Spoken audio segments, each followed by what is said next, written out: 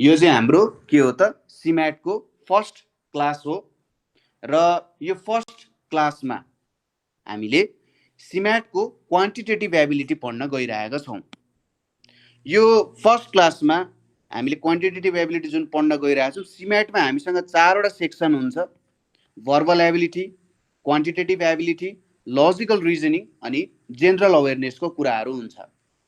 प्रत्येक सेक्सनलाई अथवा प्रत्येक टपिकलाई तपाईँले इक्वल इम्पोर्टेन्स दिएर पढ्नुपर्ने हुन्छ, किनभने प्रत्येकबाट त्यही मार्क्सको क्वेसन 4वटा सेक्सनमा डिभाइड गरिएको हुन्छ र 4वटा सेक्सनमा डिभाइड गरेर प्रत्येकबाट 25-25% चाहिँ सोधिएको हुन्छ है। त्यसैले म लजिकल रिजनिङ पढ्छु तर जेनरल अवेरनेस अथवा जिके पढ्दिनँ भन्ने कुरा हुँदैन। तपाईँले दुइटै पढ्नुपर्ने हुन्छ, तर कुनलाई कति समय पढ्ने भन्ने कुरा हो। जिकेलाई तपाईँले थोरै समय दिनु पर्ला, किनभने यसमा याद गर्नुपर्ने कुरा हुन्छ धेरै। लजिकल रिजनिङ क्वान्टिटेटिभ एबिलिटीलाई अलिकति धेरै समय दिनु पर्ला। तपाईँलाई कुनै टपिकमा अलिकति धेरै प्रब्लम हुनसक्छ, त्यो बेलामा त्यो अनुसार चाहिँ तपाईँले यसमा ख्याल पुर्याउनु पर्ने हुन्छ है त। त्यो अनुसार तपाईँले काम गर्नुपर्ने हुन्छ। अब हामी क्वान्टिटेटिभ एबिलिटी हेरौँ। क्वान्टिटेटिभ एबिलिटी भनेको कस्तो हुन्छ त? क्वान्टिटेटिभ भनेपछि परिमाणसँग सम्बन्धित, कुनै परिमाणसँग सम्बन्धित हुन्छ। एबिलिटी भनेको खुबी भयो एउटा हैन। तपाईसँग परिमाणसँग खेल्न सक्ने खुबी कति छ, त्यो परिमाणसँग तपाईँले कतिको काम गर्न सक्नुहुन्छ त है। यो सबै कुरा चाहिँ क्वान्टिटेटिभ एबिलिटीसँग रिलेटेड कुराहरू हो। यहाँनिर जे कुराहरू छन् त्यो सबै चाहिँ क्वान्टिटेटिभ एबिलिटीसँग रिलेटेड कुराहरू हो। अब हामी क्वान्टिटेटिभ एबिलिटीको जेनरली अब तपाईँलाई थाहा छ सिम्याटमा क्यालकुलेटर लग्न पाइँदैन, सिम्याटमा क्यालकुलेटर चलाउन पाइँदैन। त्यही भएर हामीले क्वान्टिटेटिभ एबिलिटी भने चाहिँ नम्बरहरूको क्वेसन सजिलो आउँछ। कुनै कुनै क्वेसन यस्तो पनि हुन्छ कि तपाईँलाई अब यो कसरी गर्ने होला, क्यालकुलेटर बिना त सल्भ हुँदैन। हजुर यो सिम्याटको क्लास चल्दैछ, मैले आईओईको फर्म भरेको थिएँ। तपाईँ सिम्याटको ग्रुपमा हुनुहुन्छ कि क्या हो? खोइ मैले अस्ति नै फर्म भरे। हामी क्लास कन्टिन्यू गरौँ। हामी यहाँनिर परिमाणसँग सम्बन्धित कुराहरू हेरिरहेका छौँ है त। अब यो परिमाणसँग सम्बन्धित कुरामा आज हाम्रो टपिक रहेको छ इन्टेजर्स। म भनिरहेको थिएँ कि क्यालकुलेटरको प्रयोग गर्न पाइँदैन, त्यही भएर सिम्याटको जुन यो क्वेसन्सहरू आउँछ त्यो क्वेसन्सलाई बढीभन्दा बढी ट्रिक तरिकाले कसरी सल्भ गर्ने भन्ने कुरामा हामीले एकदमै ख्याल पुर्याउनु पर्ने हुन्छ। समयको बचत गर्नुपर्ने हुन्छ, समयलाई मध्यनजर गर्दै, किनभने यो क्वेसन्सहरूलाई अलिकति समय लाग्छ। अब जिकेको क्वेसन्सहरू भए त्यति फरक पर्दैन, ठ्याक्कै यो हुनुपर्छ यो हुनुपर्छ भन्ने थाहा हुन्छ। तर जुन यो म्याथमेटिकल क्वेसन्सहरू आउँछ त्यसलाई थोरै समय दिन आवश्यक छ।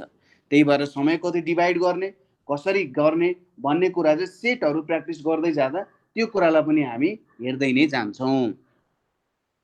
अब इन्टेजर्सहरूको बारेमा थोरै हामी ज्ञान लिउँ। के हुन्छ इन्टेजर्सहरूमा, अब कस्तो खालको कुराहरू लेखिरहेको हुन्छ भन्ने कुराहरू।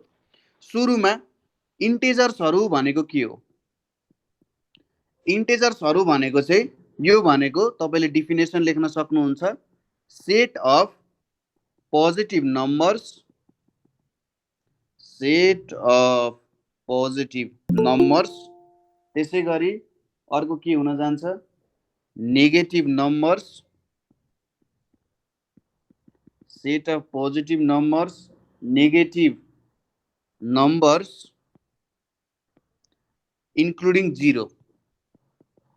including zero are the integers. Set of positive numbers, negative numbers including zero भनेको चाहिँ इन्टेजर्स हुन जान्छ। इट्स डिनोटेड बाई जेनरली है। अब कहिलेकाहीँ जेनरली त इन्टेजर्सै भनेर सोध्छ, तर कहिलेकाहीँ यसरी डिनोट गरेर पनि लेखेको हुन सक्छ। त्यही भएर कन्फ्युज नहौँ, यो जेड भनेर लेखेको हुन्छ। जस्तै जेड इक्वल्स टु के लेख्न सकिन्छ त हामीले? जेड इक्वल्स टु यहाँनिर -5, -4, -3, -2, 1, 0, 1, 2, 3, 4, 5 इधर हुन जान्छ। सबै नेगेटिभ नम्बर्सहरू, सबै पोजिटिभ नम्बर्सहरू इन्क्लुडिङ 0। यो के भयो त? इन्टेजर्स भयो। सबैजनाले बुझ्नुभयो? बुझे। ओके, यो एकदम बेसिक कुरा हो, त्यही भएर बेसिक कुरामा चाहिँ झुक्किनु हुँदैन। इन्टेजर्स भनेको के हो भनेर झुक्किनु भयो भने पछि अप्ठ्यारो हुन्छ। अब सेट अफ पोजिटिभ इन्टेजर्स हेर्नुहोस् है त, सेट अफ पोजिटिभ इन्टेजर्स भनेर छ। सेट अफ पोजिटिभ इन्टेजर्सलाई यसरी माथि प्लस, जेडको माथि प्लस अथवा आईको माथि प्लस यसरी पनि लेखिन्छ। पोजिटिभ इन्टेजर्समा के पर्छ त भन्दा 1 2 3 4 हुँदै हुँदै अगाडि बढ्छ। त्यसै गरी set of negative integers, set of negative इन्टेजर्समा के पर्छ त जेड माइनस और यसरी आईको माथि माइनस भनेर लेखिन्छ। यसमा चाहिँ अब यहाँबाट धेरै माइनस इन्फिनिटीसम्म हुन्छ, -5 -4 -3 -2 -1 यसरी नेगेटिभ इन्टेजर्सहरू पर्छ। अब 0 पोजिटिभ इन्टेजर हो कि नेगेटिभ इन्टेजर हो? कसैले भनिदिनुहोस् त मलाई। 0 पोजिटिभ हो कि नेगेटिभ हो? पोजिटिभ। पोजिटिभ। पोजिटिभ, तर 0 पोजिटिभ पनि होइन नेगेटिभ पनि होइन। 0 is neither positive nor negative। यसलाई एउटा सरल तरिकाले बुझौँ है। म एउटा इक्जाम्पल तपाईहरुलाई भन्छु र त्यो इक्जाम्पल तपाईहरुले बुझ्नु भएन भने मलाई भन्नु होला। जस्तै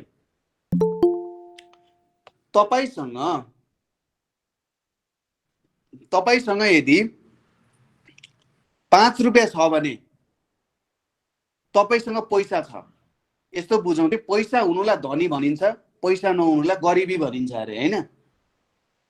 तपाईसँग 5 रुपैयाँ छ भने तपाई धनी हुनुहुन्छ, किनभने तपाईसँग 5 रुपैयाँ पैसा छ। तपाईसँग -5 रुपैयाँ छ भन्नुको मतलब तपाईलाई -5 रुपैयाँ ऋण लागिरहेछ के। बुझ्नुभयो? 5 रुपैयाँ छ भने तपाईसँग पैसा छ, पोजिटिभ पैसा छ। तपाईसँग -5 रुपैयाँ भनेको के हो? तपाईलाई ऋण लागिरहेको छ भयो।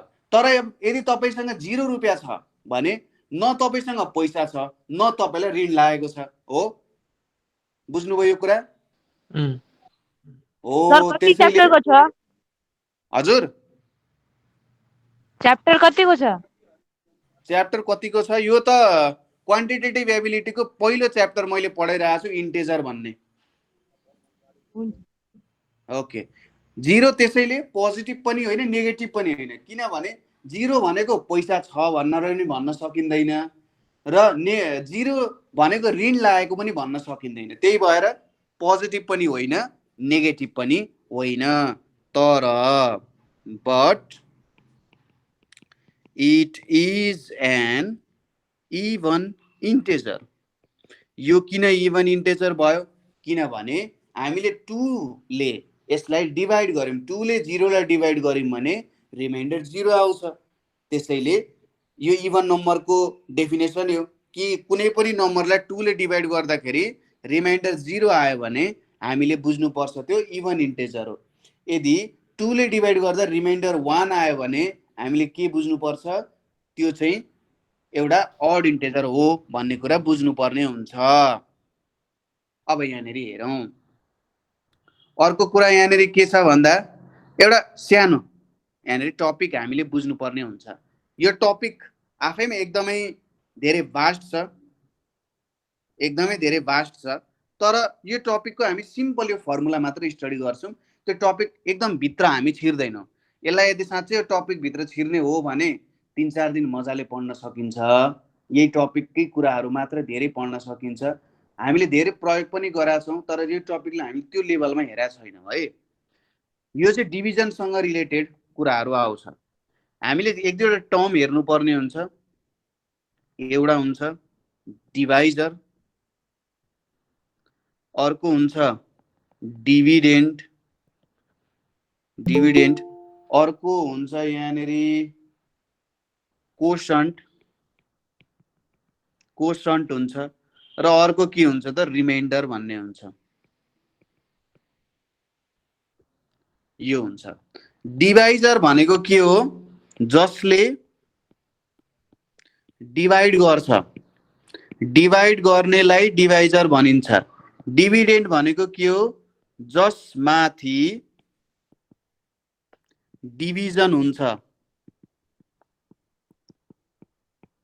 डिभिडेन्ड भनेको जर भनेको डिभाइजर भनेको जसले डिभाइड गर्छ, जसले काम गर्छ त्यो डिभाइजर हो। जसमाथि डिभिजन हुन्छ त्यो डिभिडेन्ड हो।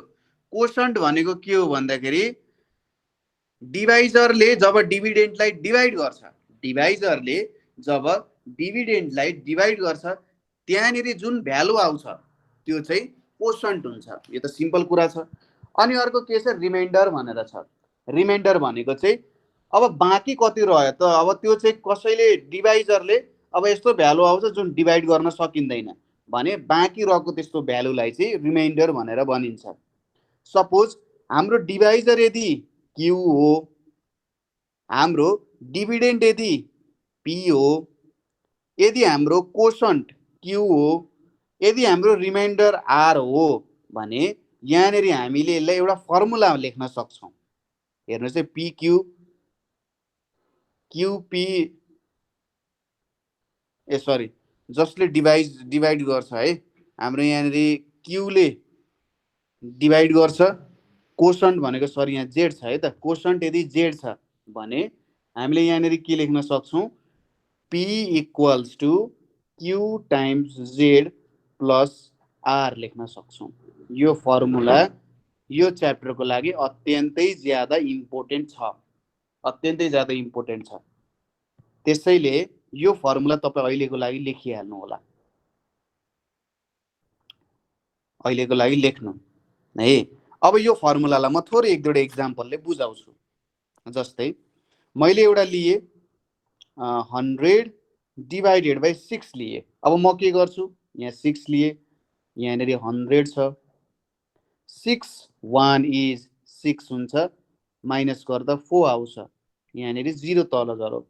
6 टाइम्स 6 भनेको 36 हुन जान्छ, यहाँनिर कति आयो 4 आउन गयो। यो 6 भनेको हाम्रो के भयो डिभाइजर भयो।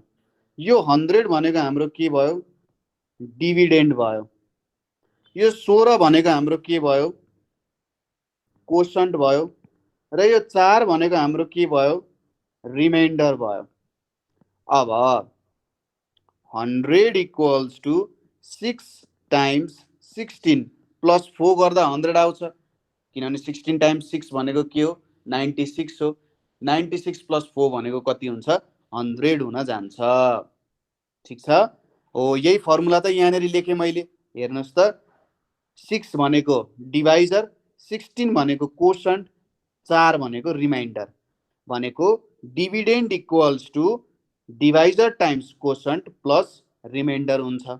यो नै हाम्रो फर्मुला हो। क्लियर हुनुभयो सबैजना? भयो ल ठिक छ। अब यति कुरा बुझिसकेपछि यो फर्मुलालाई नबिर्सिनु होला।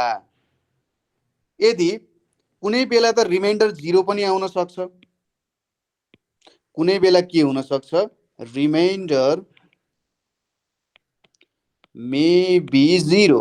त्यस्तो बेलामा हाम्रो formula simply P equals to Q times Z plus 0 हुन्छ। यो हाम्रो फर्मुला हुन जान्छ सिम्पली। यो त रिमाइन्डर नन जिरो भएको बेला, यदि रिमाइन्डर 0 भयो, यदि हाम्रो रिमाइन्डर चाहिँ 0 हुन गयो भने यो चाहिँ यहाँनिर आउन थाल्छ। सिम्पल कुरा छ यहाँनिर है त। अब यहाँनिर हामीले अर्को के गर्न सकिन्छ ल माइक चाहिँ थोरै अफ गरिदिनु होला है त। सोनाम शेर्पा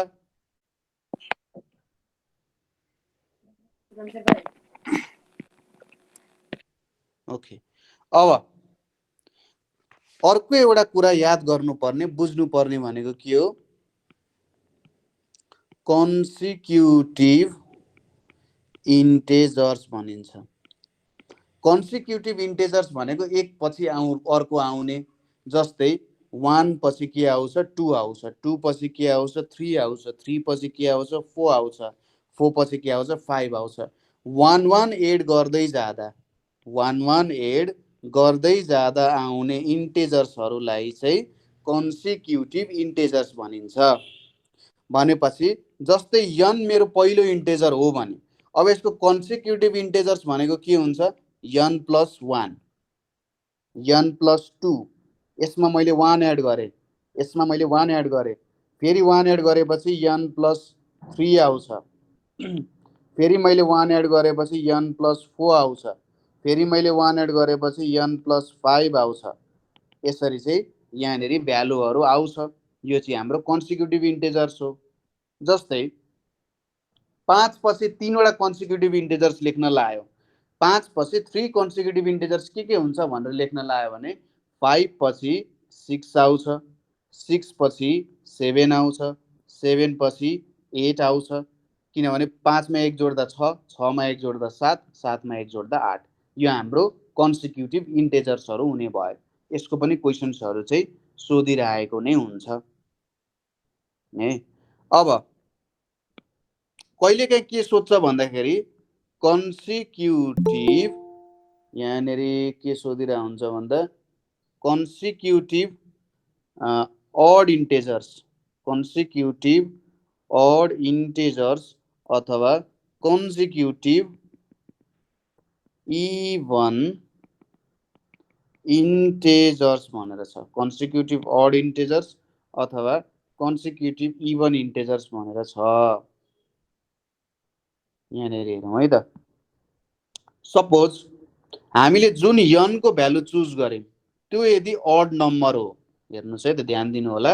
यदि हामीले जुन n को भ्यालु चुज गर्छौं यदि त्यो ऑड नम्बर हो भने ऑड नम्बर्सहरू हामीले झिक्नु पर्ने छ भने n आउँछ, n पछि n + 2 गर्ने, त्यसपछि n + 4 गर्ने, n + 6 गर्ने, यसरी जाने।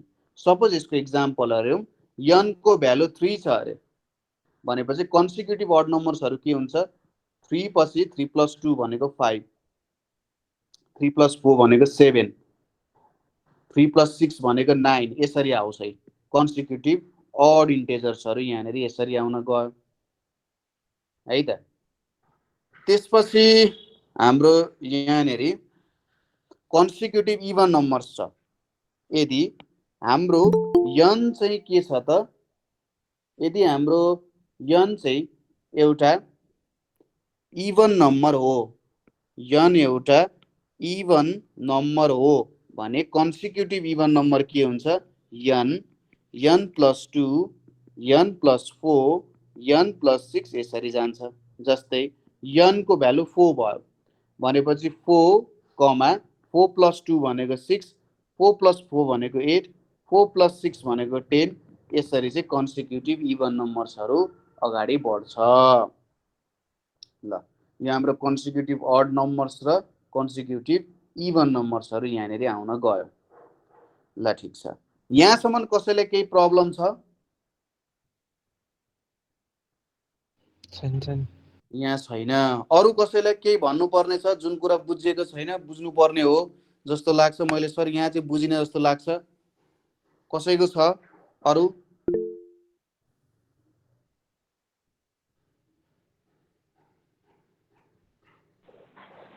मजाले बुझियो सर। मजाले बुझ्नुभयो, ओके। त्यसो भए अब हामी क्वेसन्स गर्नतर्फ लागौँ त? लागौँ। ल, अब के क्वेसन्सहरू पनि हामी हेरौँ है त। क्वेसन्सहरू राम्ररी टिप्नु होला। यहाँनिर म पनि तपाईहरुसँगै क्वेसन्सहरू लेख्दै जान्छु। ल हेरौँ है त। Suppose P is even, P चाहिँ even हो and Q is odd. Which of the following cannot be an integer? Which of the following cannot be an integer? हेर्नु है त, अप्सन दिने तरिका नै अलि बेग्लै पनि हुन सक्छ कहिलेकाहीँ। यो हाम्रो 1 नम्बरको क्वेसन भयो। अब अप्सन ए मा के छ भने p + q / p बी नम्बरमा के छ PQ डिभाइडेड बाई 3, सी नम्बरमा के छ Q बाई P स्क्वायर छ। यो तीनवटा अप्सन छ। अनि यहाँ तल हाम्रो के लेखा छ भन्दाखेरि यतापट्टि तल हामीलाई दिएको छ यसरी लेखौँ यसलाई, यहाँनिर चाहिँ 1 2 र 3 दिएको छ। अब अप्सन ए के दिएको छ भन्दा 1 ओन्ली भनेर दिएको छ। अप्सन बी मा के दिएको छ भन्दा 2 ओन्ली भनेर दिएको छ। अप्सन सी मा के दिएको छ 3 ओन्ली भनेर दिएको छ। र अप्सन डी मा 1 एन्ड 3 ओन्ली भनेर दिएको छ। यहाँ चाहिँ अप्सन हाम्रो डी मा के छ भन्दा 1 एन्ड 3 ओन्ली भनेर दिएको छ। ल अब यसको करेक्ट एन्सर के हुन्छ होला त? 1 ओन्ली। 1 ओन्ली। एकचोटि ट्राई गरेर हेर्नु भएको छ तपाईले? मैले हेरेको खै मिल्ला किन मिल्ला थाहा छैन, 1 ओन्ली जस्तो लाग्यो मलाई। ओके, अरु कसैको केही अप्सन छ? यसो क्वेशन हेर्नुस्, ध्यान दिनुस्, क्वेशनमा ध्यान दिनुस्, क्वेशनले के भनिरहेको छ तपाईले एकछिन सोच्नुस्। म तपाईलाई त्यसपछि सिकाउँछु यसलाई कसरी ट्याकल गर्दा अलिकति राम्रो सजिलो हुन्छ होला भनेर, है त। हाम्रो सबिनजीले भन्नुभयो कि 1 ओन्ली भनेर। ओके, राम्रो अप्सन तपाईले चुज गर्नु भएको छ। ल ठीक छ, म एउटा क्वेशन तपाईलाई सल्भ गर्ने तरिका सिकाइदिन्छु। अब हेर्नुस् है त, म यो एनालाइज गर्ने तरिका तपाईलाई सिकाउँछु। यो कुरा तपाईले एकदम छिटो भन्दा छिटो सोच्नु पर्ने हुन्छ। पी एउटा इभन नम्बर हो र क्यू एउटा अड नम्बर हो भनेर दिएको छ। पी एउटा इभन, क्यू एउटा अड नम्बर। अब सोधिरहेको छ यो तीनवटा अप्सनबाट कुन चाहिँ इन्टेजर हुँदैन। पहिलो कुरा त के बुझ्नु पर्यो, इन्टेजर भनेको फ्र्याक्सन आउनु हुँदैन। अगाडि हामीले लेखेको जस्तै कि त नेगेटिभ नम्बर कि पोजिटिभ नम्बर अथवा 0, तीनवटामा एउटा आउनु पर्ने हुन्छ। ओ त्यही अनुसार हामी यहाँनिर हेरौँ। अब पी को एउटा भ्यालु मानौँ। सपोज पी को भ्यालु मैले कति माने 4 माने र क्यू को भ्यालु मैले कति माने 6 माने अरे है। क्यू को भ्यालु 6 माने भने पहिलो अप्सनमा हेरौँ त, सरी क्यू को भ्यालु मैले 7 माने अरे, किनभने 6 भन त अड इभन भइहाल्थ्यो। 4 प्लस 7 डिभाइडेड बाई के छ 4 छ। यो भनेको 11/4 हुन्छ। भनेपछि यो 11/4 त इन्टेजर त होइन, यो त एउटा फ्र्याक्सन हो। अथवा अझै राम्रो भाषामा भन्नु पर्दा यसलाई एउटा रासनल नम्बर पनि भनिन्छ। ठीक छ, बुझ्नु भयो यो कुरा? बुझ्यो। यसलाई यस्तो भनिन्छ। भनेपछि पहिलो अप्सनमा गल्ती छ, खोट छ, यसले मान्दैन। अब दोस्रो अप्सनमा जाउँ। PQ बाई 3 भनेर छ। यसो हेर्ने, तल 3 ले डिभाइड भइरहेको छ। अब क्यूलाई त हामीले के मान्दाखेरि चाहिँ आउँछ होला त? सपोज 3 ले डिभाइड हुँदा 3 हट्न सक्छ होला। सपोज मैले पी को भ्यालु 4 सपोज गरेँ, क्यू को भ्यालु 9 सपोज गरेँ भने 4 टाइम्स 9 डिभाइडेड बाई 3, 3 टाइम्स 3 भनेको 9, यहाँनिर त 12 आउँछ। भनेपछि यो त इन्टेजर हुन सक्ने रहेछ नि त। सबै भ्यालुको लागि इन्टेजर नहोला, तर हामीले यदि राम्रो चोइस गर्यौं भने यो इन्टेजर हुन सक्ने रहेछ हो। भनेपछि यो इन्टेजर हो, यसलाई चलाउनु पर्दैन। अब क्यू बाई पी स्क्वायरलाई हेरौँ। क्यू भनेको अड नम्बर हो, अड नम्बर भने चाहिँ 9। पी स्क्वायर भनेको इभन नम्बर हो। मैले यहाँनिर कति लिए त? अब 6 स्क्वायर अथवा केही लिए होला। जति नै भ्यालु लिए पनि यहाँनिर हाम्रो एउटा फ्र्याक्सन आउँछ नै आउँछ। तपाईले जुन भ्यालु लिएर पनि ट्राई गर्नु, यसले फ्र्याक्सन दिन्छ नै दिन्छ। किनभने माथिको र तलको टोटल भ्यालु चाहिँ काटिँदैन के। माथि एउटा इभन नम्बर आउँछ, तल एउटा अड नम्बर आउँछ। भनेपछि यो अप्सन पनि मिल्दैन। भने चाहिँ हाम्रो अप्सन डी चाहिँ करेक्ट हुन्छ। सबिनजीले भने जस्तै 1 नम्बर 1 ओन्ली भन्नुभयो नि, ठिक त हुँदैन। तर मैले अगाडिको देखिहालेँ अनि पछाडिको हिसाब गरेन कि अन्जाममै भन्दा। ए हैन, ठिक छ। तपाईले बुझ्नुभयो नि अहिले मैले भनेको कुरा? बुझे। अरूले बुझ्नुभयो? अरूले बुझ्नुभयो कि भएन भन्नु होला है। एकजनाले मात्रै बुझेर हुँदैन, सबैले बुझ्नुपर्छ। बुझे सर, बुझे। बुझ्नुभयो? यो हिसाब कसरी गर्ने त्यो कुरा बुझ्नुभयो कि भएन? बुझियो। भ्यालु सोच्ने, तलको डिनोमिनेटर हेर्ने, डिनोमिनेटरमा के छ, माथि न्युमेरेटरमा त्यो डिनोमिनेटरलाई काट्न सक्ने गरेको भ्यालु मैले निकाल्न सक्छु कि सक्दिनँ त, त्यो कुराहरू हेर्ने अनि त्यही अनुसार काम गर्नु पर्यो। ल अब यो क्वेसन मैले माने कि सबैले बुझ्नुभयो, माइक अफ गरिदिनु होला।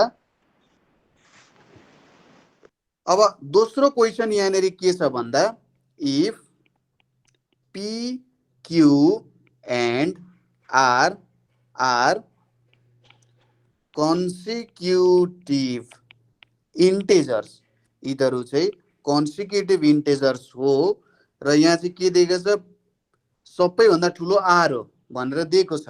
Which of the following must be true, which of the following must be true भनेर भनिएको छ। यहाँनिर 1 मा के दिएको छ, Q minus R equals to 1, 2 मा के दिएको छ, PQR by 3 is an integer भनेर दिएको छ र 3 मा के दिएको छ, P plus Q plus R is even भनेर दिएको छ। अब यहाँनिर A मा 1 only, B मा 2 only, C मा 3 only र D मा 1 and 2 only भन्नुभएको छ। क्वेसनमा यस्तो छ, क्वेसनले चाहिँ यसरी सोधिएको छ। अब मलाई भन्नुस् यहाँबाट कुन कुन अप्सन ठीक होला? B option. बी। ओके, सबिनजीको कुरालाई मैले लक गरिदिएँ। अरू कसैको केही छ यहाँनिर? यसो हेर्दाखेरि कुन चाहिँ ठीक होला जस्तो लाग्छ?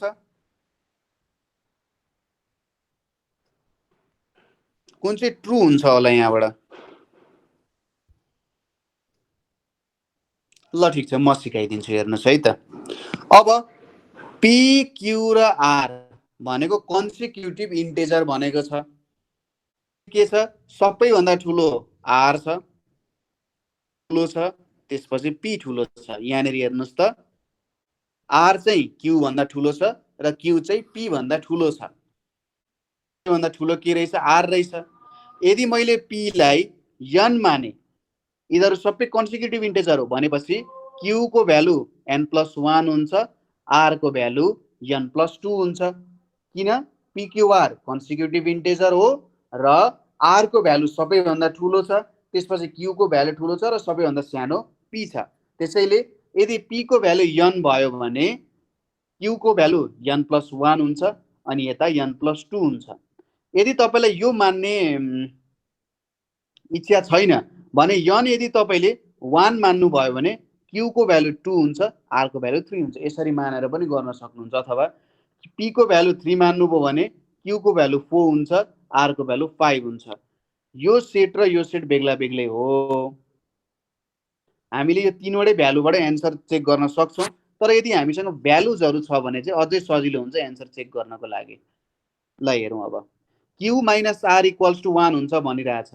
अब यहाँनिर क्यू को भ्यालु 2 छ, आर को भ्यालु 3 छ। 2 माइनस 3 भनेको त -1 हुन्छ भनेपछि यो अप्सन गलत छ। अब दोस्रोमा हेरौं, PQR by 3 is an integer भनेको छ। चेक गरौं। यहाँनिर गर्यौं भने यो तीनटालाई जोड्यौं हामीले, मल्टिप्लाई गर्ने भनेर रहेछ। मल्टिप्लाई गर्यौं भने यो तल हेरौं, 1 टाइम्स 2 टाइम्स 3 छ। अब यसले डिवाइडेड बाइ 3 गरौँ भने 3 र 3 क्यान्सल, 2 आउँछ। हैन सर, एउटा एक्जाम्पलमा त गल्ती पनि हुन सक्छ। अर्को चेक गरौँ, 3 टाइम्स 4 टाइम्स 5 डिवाइडेड बाइ 3, 3 र 3 क्यान्सल हुन्छ, 20, यो पनि इन्टेजर हो। हैन सर, अझै अर्को गरौँ न, अझै यो गल्ती हुन सक्छ। र्यान्डमली मैले सोचे 21 22 23, यहाँनिर 21 times 22 times 23 divided by 3, 3 times 7 भनेको 21, 7 टाइम्स 22 टाइम्स 23, यो पनि एउटा इन्टेजरै हुन्छ भनेपछि यो अप्सन हाम्रो करेक्ट छ। अब तेस्रो, PQR इज इभन भनेको छ। 1 + 2 + 3 भनेको कति हुन्छ? 6 हुन्छ। यहाँ एउटा एक्जाम्पलले त ठिकै छ, तर 3 + 4 + 5 गरौँ भने कति हुन्छ? 60। 3 + 4 + 5 गरौँ भने 14 हुन्छ हो। 12 होला, 3 5 जोड्दा। ए 9 3 12 भनेपछि यो पनि इभन हुँदो रहेछ। फेरि 4 5 6 जोड्दा 15 हुन्छ नि त अनि 3 4 5 जोड्दाखेरि 3 4 5 6 होइन। अनि 4 5 6 पनि एउटा कन्जिक्युटिभ त होला त लगातार जोड्दा। ओके ओके 4 5 6 म त्यसमा आउँदैछु। 4 5 6 जोड्दा कति हुन्छ? 15 15 हुन्छ। अड आयो भनेपछि सबै कन्डिसनमा यसले सपोर्ट गर्दो रहेछ त? गर्दैन। गर्दैन। त्यसैले लगभग 3 वटा चाहिँ टेस्ट गर्नु होला। 1 2 3 पनि टेस्ट गर्ने, 3 4 5 पनि टेस्ट गर्ने, 4 5 6 पनि टेस्ट गर्ने। यहाँनिर किन यस्तो भ्यालु आयो भने नि अब सरले त त्यहीँनिर सक्दिनु हुन्छ होला जस्तो लाग्यो होला। हेर्नुहोस् यहाँनिर दुईटा अड छ, यहाँनिर पनि दुईटा अड छ। अब यही कन्डिसन यहाँनिर अब दुईटा इभन आयो नि, हो यो कन्डिसनहरूमा पनि ट्राई गर्ने। अनि यो कन्डिसनहरूमा ट्राई गर्दा चाहिँ तपाईँले ठ्याक्क भ्यालु निकाल्न सक्नुहुन्छ। त्यसैले यसरी कन्सिक्युटिभ इन्टिजरको क्वेसन छ भने 3 वटा क्वेसन्समा चाहिँ हेरेर तपाईँले ट्राई गर्नु होला है त। यसरी ट्राई गर्नुभयो। हेर्नुहोस् त ठ्याक्कै हाम्रो सबिनजीले भने जस्तै ठ्याक्कै 3 वटा 4 वटा ट्राई गरिसकेपछि थाहा भयो। तर दिमाग एकदम क्विकली युज गर्ने, नआत्तिने, क्विकली युज गर्ने। भनेपछि यसको एन्सर के हुने रहेछ त? 2 ओन्ली। यसको एन्सर 2 ओन्ली भनेर हुन्छ। अप्सन बी चाहिँ यसको करेक्ट एन्सर हुन जान्छ। ल सबैलाई क्लियर भयो होला भन्ने म ख्याल राख्छु। एउटा म तपाईहरुलाई क्वेसन दिन्छु, यो क्वेसनको बारेमा सोच्नु होला है त। तपाईले आज भन्नु पर्दैन, भोलि भन्दा हुन्छ। क्वेसन के छ भन्दाखेरि र तपाईले जसले मलाई यसको एन्सर दिनुहुन्छ, जसले उहाँहरुले कुन तरिकाले यो गर्नुभयो मलाई बताउनु पर्ने हुन्छ। x and y are both prime numbers. तपाईहरुलाई प्राइम नम्बर्स भनेको त थाहा छ हो? प्राइम नम्बर्स भनेको कस्तो नम्बरहरु हो? आफैले सिंगल नम्बरले आफैले र 1 ले मात्रै डिवाइड गर्न सक्छ, अरुले डिवाइड गर्न सक्दैन। जस्तै 17 लाई 17 ले र 1 ले मात्रै डिवाइड गर्न सक्छ, अरु नम्बरले डिवाइड गर्न सक्दैन। त्यस्तो चाहिँ के हुन जान्छ त? प्राइम नम्बर हुन जान्छ। x र y दुईटै प्राइम नम्बर्सहरु हो। Which of the following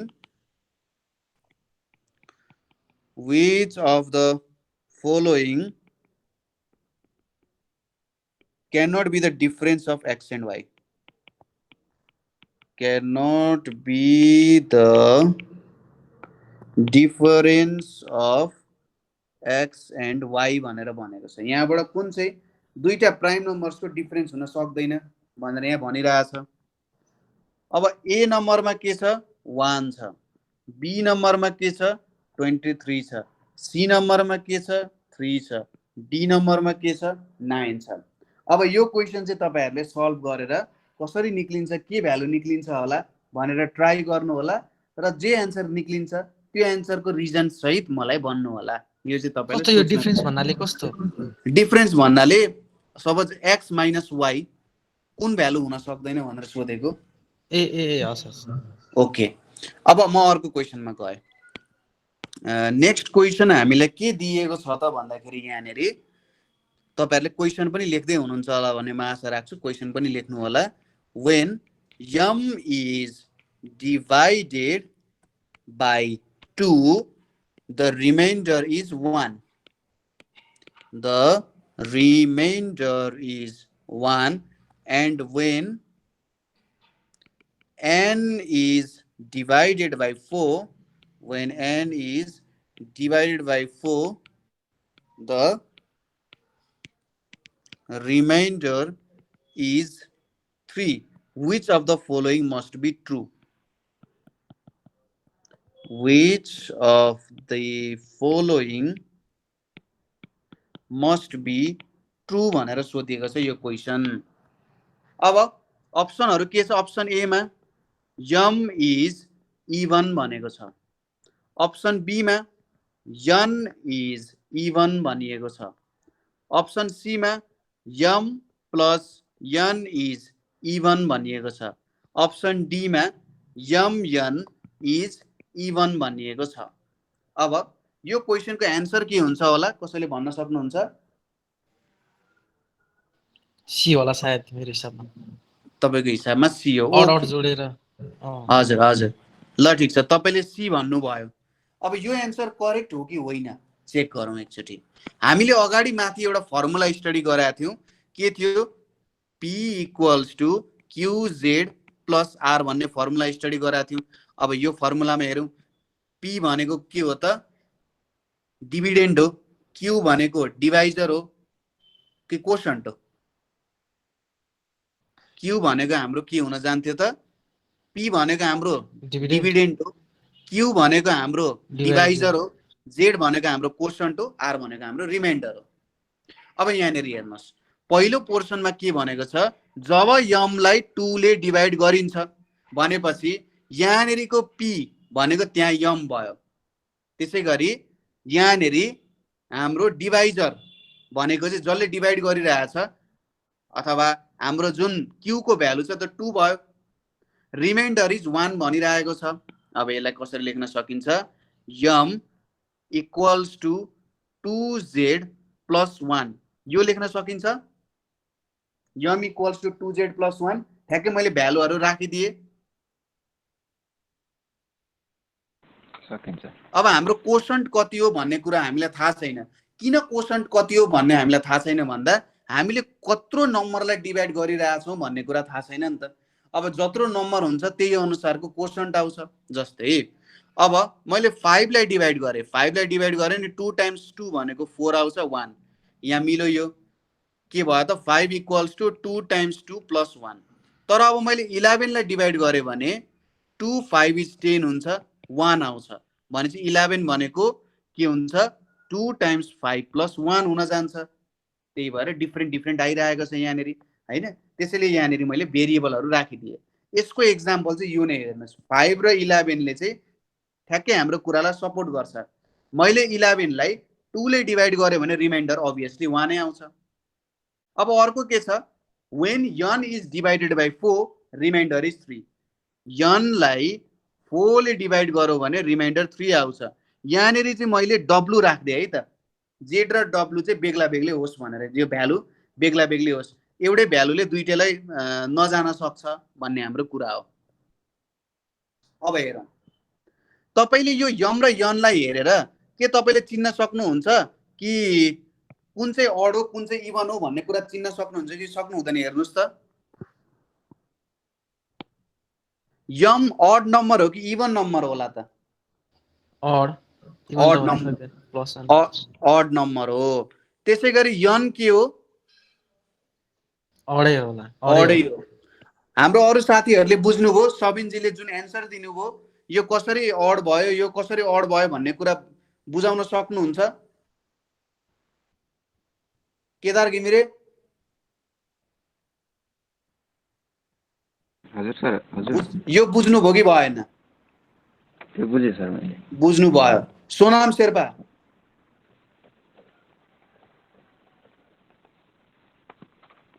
बुझ्नुभयो कि भएन केदारजीले माइक अफ गरिदिनु सोनाम शेर्पाजीले भन्नुस् बुझ्नुभयो कि भएन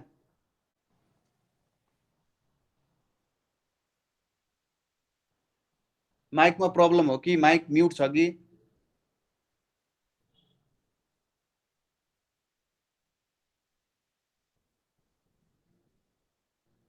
ठीक छ खुसी तामाङले भन्नुस् बुझ्नुभयो कि भएन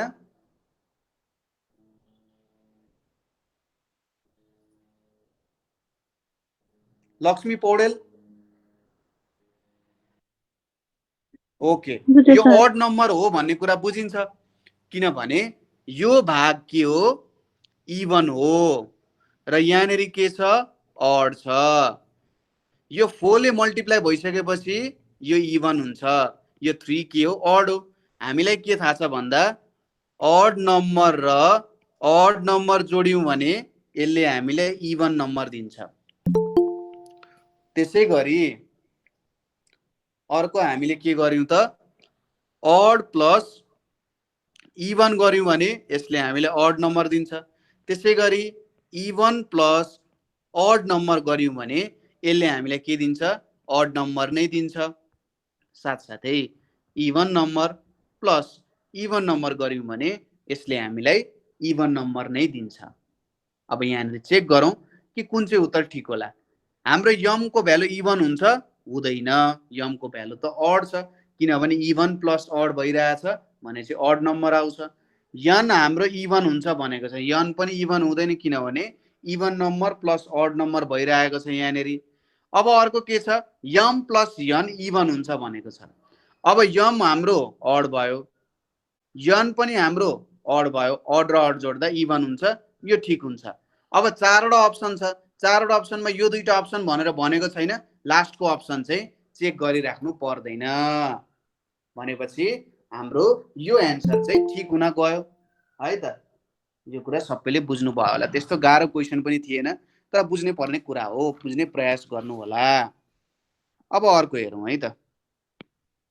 नेक्स्ट क्वेसनमा हाम्रो के छ, if x and y are both prime numbers greater than 2, which of the following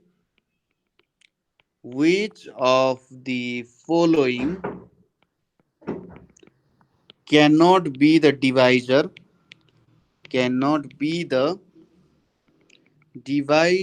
of xy भनेर सोधेको छ।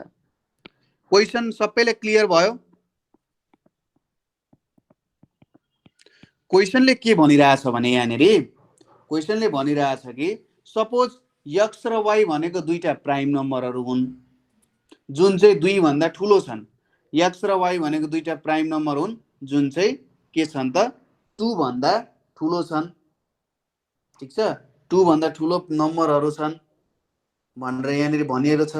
अब उसले भनिरहेको छ यदि x र y लाई मल्टिप्लाई गरियो है, x र y लाई हामीले मल्टिप्लाई गर्यौं अरे, x र y लाई हामीले मल्टिप्लाई गर्यौं भने चाहिँ कुन चाहिँ x र y को मल्टिप्लिकेसन को डिभाइजर हुन सक्दैन भनिरहेको छ।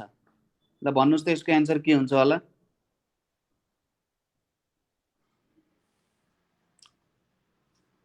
सबैले क्वेसन बुझ्नुभयो? क्वेसन फेरि भन्दिनु एकचोटि लास्ट टाइम। ओके, x र y भनेको दुईटा प्राइम नम्बरहरू छन् जुन 2 भन्दा ठुलो हो। अब यहाँ मैले लेखिदिए x र y दुईटा प्राइम नम्बर छन् र यो दुईटै चाहिँ 2 भन्दा ठुलो छन्। अब यो दुईटालाई मैले के गरे, मल्टिप्लाई गरे। ठीक छ, यो मल्टिप्लाई गरे। अब यहाँनिर अप्सनमा दिएको कुन चाहिँ अप्सनले चाहिँ यो दुईटाको प्रोडक्ट जुन छ यो दुईटाको प्रोडक्टलाई एक्ज्याक्टली डिभिजिबल हुँदैन अथवा एक्ज्याक्टली डिभाइड गर्दैन। बुझ्नुभयो क्वेसन? बुझे बल्ल। ल अब यसको अप्सन के हुन्छ होला? एकदम सजिलो क्वेसन छ। तपाईले प्राइम नम्बरको अघि डेफिनेसन जुन भन्नु भएको छ त्यो डेफिनेसनलाई याद गर्ने, के भनेको छ डेफिनेसनले त्यो कुरा नबिर्सिने। आफैले मात्रै डिभाइड गर्न सक्छ र 1 ले मात्रै डिभाइड गर्न सक्छ। अब त्यो कुरालाई याद गर्ने र 2 भन्दा ठुलो प्राइम नम्बर्सहरू छन् भनेपछि कस्तो प्राइम नम्बर्सहरू चाहिँ 2 भन्दा ठुलो हुन्छन् होला, कुन कुन हुन्छ होला, यसो 3-4 वटा भ्यालु लेख्ने कपीमा अनि सोच्ने। अब त्यो दुईटा कुनै दुईटालाई मैले मल्टिप्लाई गरे, अब कुनले चाहिँ डिभाइड गर्न सक्दैन होला त्यसलाई गेस गर्ने। ल गेस गर्नुस् त के हुन्छ होला? कुनैले पनि गएन त मेरो 2 लाई त। कुनैले पनि जाँदैन? खोइ 5 7 35 लाई केले जाला र? अनि 35 लाई त हेरौँ म देखाउँछु है त एक्जाम्पल। 2 भन्दा ठुलो प्राइम नम्बर्सहरू के भयो त? 3 5 7 11 13 17 त्यसै गरी 19 23 यहीँसम्म लेखेँ है त मैले, धेरै लेखिनँ। फेरि क्यालकुलेटरको प्रयोग गर्नुपर्छ जुन वर्जित छ, मैले आफै क्यालकुलेटर प्रयोग गरेँ त मतलबै भएन नि। अब which of the following cannot be the divisor of XY भनेको छ। अब मैले कुनै दुईटा नम्बर मल्टिप्लाई गरेँ, सपोज मैले 3 र 11 मल्टिप्लाई गरेँ, मैले 5 पनि मल्टिप्लाई गरेँ। हेर्नुहोस् यो गर्न पाउँछु मैले? पाउँछु? पाउनुहुन्छ हैन? अथवा जे यसरी मैले गरेँ, मल्टिप्लाई गरेँ, यहाँनिर गरेँ, अथवा मैले सिधै 3 र 5 मात्रै लेखेँ, ओके केही प्रब्लमै छैन। यसलाई त 3 ले जान्छ कि जाँदैन? जान्छ 3 ले त। जान्छ। 15 ले पनि जान्छ हो? जान्छ। जान्छ जान्छ। भनेपछि प्रोडक्टलाई x र y को प्रोडक्टलाई त 3 र 15 ले त जाने रहेछ। अब मैले अर्कोचोटि 3 र 11 मल्टिप्लाई गरे भने 3 ले पनि जान्छ 11 ले पनि जान्छ हो हो भनेपछि यो तीनवटा नम्बरले डिभाइड गर्न सक्दो रहेछ हो हो तर 2 ले डिभाइड गर्न सक्छ कहिले पनि कहिले सक्दैन सक्दैन। किनभने हाम्रो इभन प्राइम नम्बर भनेको 2 मात्रै हो र 2 भन्दा जति पनि अरु प्राइम नम्बरहरु आउँछन् तिनीहरुलाई कहिले पनि 2 ले एक्ज्याक्टली के गर्न सक्दैन डिभाइड गर्न सक्दैन। त्यही भएर हाम्रो which of the following cannot be divisor of xy भन्दा 2 हुन जान्छ। क्लियर छ यो कुरा? अनि 5 7 35 को त अनि त्यसैले जान्दैन त हजुर हजुर 5 * 7 को गर्दाखेरि त कुण्डली पनि जाँदैन त 5 7 35 हैन यो क्वेशनले के सोध्न कोसिस गरे हो भने हैन यसले चाहिँ के सोध्ने कोसिस गरे हो भन्दा जहिले प्रोडक्टलाई कुनै पनि नम्बरले जानु पर्छ भन्ने कुरा गरे होइन के यसले चाहिँ के सोध्ने कोसिस गरिरहेछ भने यहाँबाट कुन यस्तो नम्बर हो जुनलाई चाहिँ जस्तो प्रोडक्ट बनाए पनि कहिले पनि जादैन भन्ने कोसिस गरे हो के ए हस् हस् त्यो भन्ने कोसिस गरे हो के यसले नभए क्वेशन अलिकति डिफरेन्ट फर्मेटमा उले दिन्थ्यो होला। मेरो कुरा बुझ्नुभयो? बुझेँ ओके भेरी गुड ल ठीक छ अब हामी अर्को प्रश्नतिर जाउँ है त। ठीक छ बुझिराख्नु भएको छ रमाइलो भइरहेछ मजा आइरहेछ एकदम ल मजाले पढौँ है त मजाले पढौँ। Suppose if x is both the cube and the square of an integer and the square of an integer and x is between 2 and 200 the value of x is भनेर सोधेको छ। the value of x is भनेको छ। अब option A मा के दिएको छ हामीलाई 8 अप्सन बी मा दिएको छ हामीलाई 16 अप्सन सी मा दिएको छ हामीलाई 64 अप्सन डी मा हामीलाई 80 दिएको छ। अब यसको उत्तर के हुन्छ होला क्वेशन एकचोटी म बुझाइदिन्छु है त। x भनेको एउटा यस्तो नम्बर रहेछ x भनेको यस्तो एउटा नम्बर रहेछ त्यो नम्बर हामीले कसरी पाउन सकिन्छ भने हेर्नुस् है त x लाई हामीले कसरी प्राप्त गर्न सकिन्छ त भन्दाखेरि यदि यहाँनेरि हामीले कुनै एउटा नम्बरलाई स्क्वायर 64 होला सी को 64 ओके ओके ओके हाम्रो सबिनजी हो ल यसलाई मैले गोलो लगाइदिए है त। ठीक छ सबिनजी म बुझाउँदै जान्छु तपाईको उत्तर ठीक छ कि छैन हेरौँ है त। x लाई चाहिँ हामीले सपोज एउटा छ त्यसलाई मैले स्क्वायर गरे भने पनि मैले x पाउन सक्छु। अर्को मसँग b भन्ने नम्बर छ त्यसलाई मैले क्यूब गरे अरे भने पनि मैले x पाउन सक्छु। भनेपछि x यस्तो नम्बर हो जसलाई चाहिँ कुनै एउटा नम्बर स्क्वायर गर्दा पनि x पाउन सकिन्छ र कुनै एउटा नम्बर मैले क्यूब गरे भने पनि मैले x पाउन सक्ने रहेछु। त्यही त भनेको छ क्वेशनले x is both the cube and the square of an integer हैन यो भनेको छ। अर्को कुरा x is between 2 and 200 भनेको छ भ्यालु अफ x कति हुन्छ भनिरहेको छ। अब तपाईले 3 4 5 यसमा स्क्वायर हुन्छ कि हुँदैन क्यूब हुन्छ कि हुँदैन गन्दै जाने होइन अप्सन तिर जाने।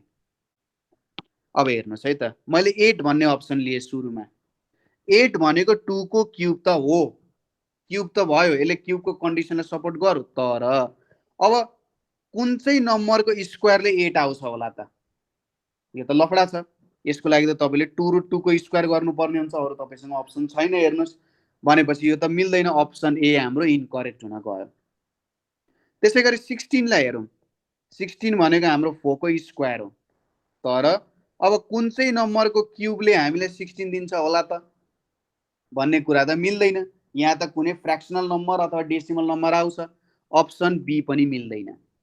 अब 64 लाई हेरौं 64 भनेको 8 को स्क्वायर भनेको 64 हुन्छ अनि क्यूब नम्बर कुन हुन्छ 4 को क्यूब 4 को क्यूब हुन्छ। भेरी गुड 4 को क्यूब गर्यो भने 64 हुन्छ भनेपछि अप्सन सी करेक्ट हुन्छ।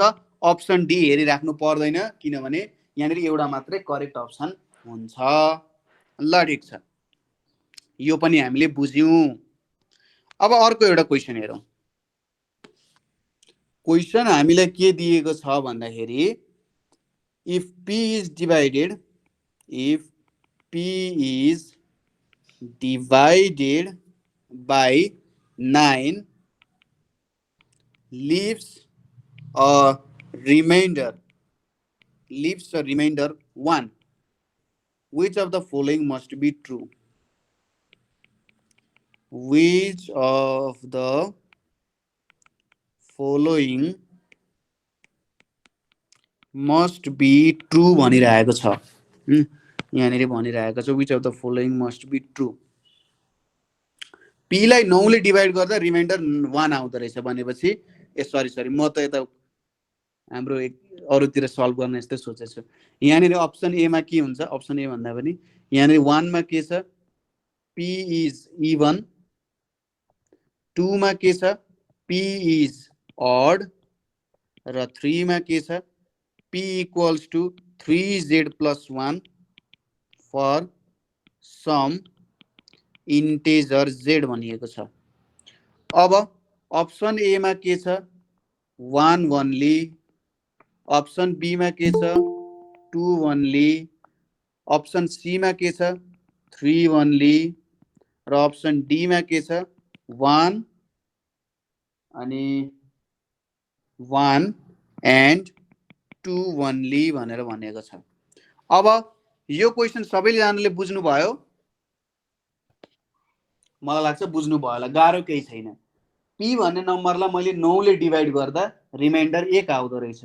अब यसले सोधिरहेछ कुन चाहिँ यहाँबाट सही हुनुपर्छ भनेर यसले सोधिरहेको छ।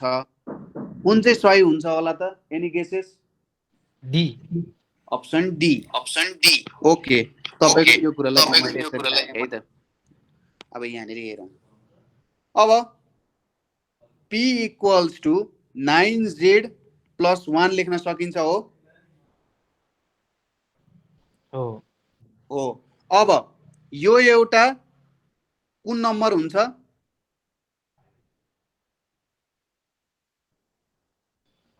9z plus 1 भनिएको छ। इन्टिजर। इभन हुन्छ कि अड हुन्छ? यो अड पनि हुन्छ इभन पनि हुन्छ, त्यो नम्बर राखे भने त अब त्यसलाई जेटमा हैन, अड पनि हुन्छ इभन पनि हुन जान्छ। अब यसलाई के गर्न सकिन्छ होला त? त्यही इभन अड दुईटै त पोइन्ट भयो नि त डी नम्बर। हैन 1 and 2 only। ओके, हैन चेक गर्दै जाउँ के हुँदो रहेछ हैन। अब यसमा मैले z को भ्यालु 1 राखे भने यो भनेको 10 हुन्छ, तर z को भ्यालु मैले 2 राखे भने कति हुन जान्छ? 19 हुन जान्छ है। यो 19 आउन गयो भनेपछि यो त अड पनि हुँदो रहेछ इभन पनि हुँदो रहेछ। यो दुईटा अप्सन ठिक भइरहेको छ। हामीले सिधै 1 and 2 लाउन सक्छौं, तर एकचोटि अप्सन 3 पनि हेरौँ के भन्दो रहेछ अप्सन 3 ले है त।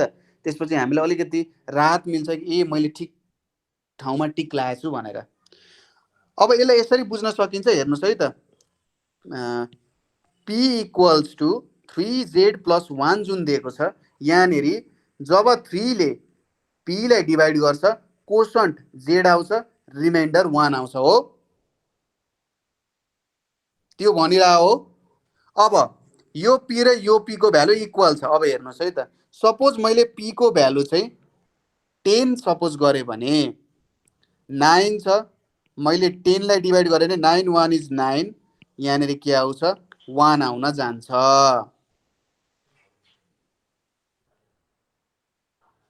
यहाँ आउन जान्छ। अब त्यसै गरी अर्को एक्जाम्पल के हुन सक्छ? 19 हुन सक्छ। 9 छ, 19 छ, 9 टाइम्स 2 भनेको 18 छ, यहाँनिर 1 छ। अब 19 छ यहाँनिर, यहाँनिर यो z को भ्यालु त बेग्लै नै आउन जान्छ हैन? यहाँनिर यो z को भ्यालु त अरु भन्दा के आउन जान्छ त? बेग्लै नै आउन जान्छ। अब क्वेसनले हामीले z को भ्यालु सम्बन्धी केही कुरा नै गर्दिएको छैन के। हेर्नुस् है त, म यहाँनिर अप्सनलाई अलिकति तपाईलाई बुझाउने कोसिस गर्छु।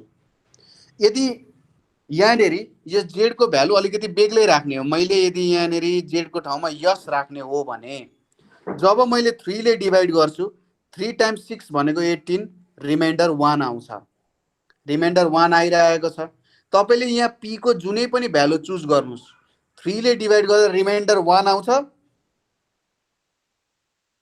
आउँछ कि आउँदैन भन्नुस् त आउँछ कि आउँदैन होला आउँछ सर आउँछ है ल अथवा अर्को एउटा एक्जाम्पल सोचौँ न अझै ल मैले 10 चुज गरेँ 19 चुज गरेँ अर्को 28 चुज गरेर 9 टाइम्स 3 भनेको 28 हुन्छ सरी 9 टाइम्स 3 भनेको 27 हुन्छ रिमाइन्डर 1 आयो ओके यो सेटिस्फाई भयो अब 3 ले डिभाइड गरौँ 28 छ 3 छ 3 टाइम्स 9 भनेको 27 हुन्छ रिमाइन्डर 1 आउँछ सपोर्ट गरिरहेको छ तर त्यसो भए त सर अप्सन 1 2 3 नै हुनुपर्ने हो भन्ने कुरा हो अब यहाँनिर चाहिँ हामीलाई अप्सन डी मा 1 and 2 ओन्ली भनेको छ जेड को भ्यालु पनि हामीलाई खुलाएर दिएको छैन यति हुनुपर्छ यस्तो हुनुपर्छ अथवा माथिको कोशनसँग इक्वल हुनुपर्छ कि पर्दैन भन्ने कुरा केही पनि दिएको छैन हेर्नुस् त्यही भएर यो अप्सन 3 मा हाम्रो बेस्ट रिजल्ट भनेको चाहिँ के हुन्छ 1 and 2 हुन जान्छ है त अप्सन 3 पनि एक तवरले करेक्ट हुन्छ हेर्नुस् अप्सन 3 पनि करेक्ट नहुने होइन तर यहाँनिर हामीले के हुनुपर्छ बेस्ट अप्सनलाई चुज गर्नुपर्ने हुन्छ हो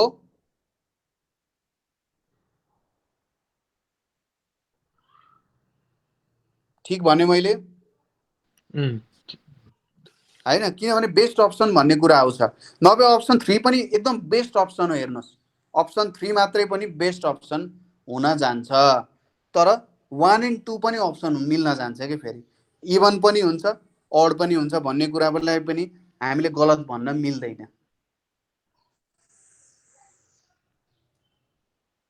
है त्यही भएर यस्तो खालको क्वेशन्सहरुले थोरै ट्रिकी गर्न सक्छ ट्रिकी काम गर्न सक्छ अब यहाँनिर 1 and 2 ओन्ली र 1 2 3 ओन्ली भनेको भए 1 2 3 नै भनेको भए हामीले 1 2 3 नै गर्थ्यौं तर यहाँनिर दुईटा अप्सन चाहिँ हाम्रो बारमा छ दुईटा अप्सनलाई हामीले एक ठाउँमा राख्न सक्छौं भने दुईटा अप्सनलाई एक ठाउँमा राख्ने बुझ्नुभयो अप्सन 3 पनि मिस्टेक होइन भन्ने कुरा बुझ्नुभयो ल अब अर्को क्वेशनतिर जाउँ नेक्स्ट क्वेशन हामीलाई के दिएको छ भन्दा which of the following numbers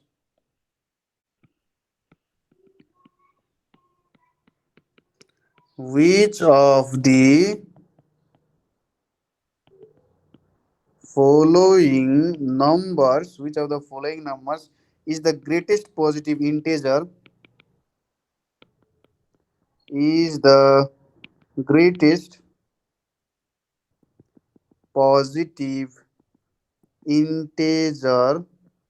x such that 3 power x is a factor of 27 को पावर 5 यो भनिरहेको छ अप्सन ए मा के छ यसको 5 छ अप्सन बी मा 8 छ अप्सन सी मा 10 छ अप्सन डी मा 15 छ क्वेशनले के भनिरहेछ भन्दाखेरि यहाँबाट कुन चाहिँ यो अप्सनबाट कुन चाहिँ भ्यालु अफ x चुज गर्दाखेरि हैन यहाँबाट x चुज गर्दा यो सबैभन्दा ठूलो पनि हुन्छ तर यस्तो ठूलो हुनु पर्यो कि यो 27 पावर 5 लाई डिवाइड गर्न सक्नु पर्यो 3 को पावर x मा x को भ्यालु यसरी चुज गर कि सबैभन्दा ठूलो भ्यालु पनि बनोस् र 27 पावर 5 लाई डिवाइड पनि गर्न सकोस् कुन हुन्छ होला यसको आन्सर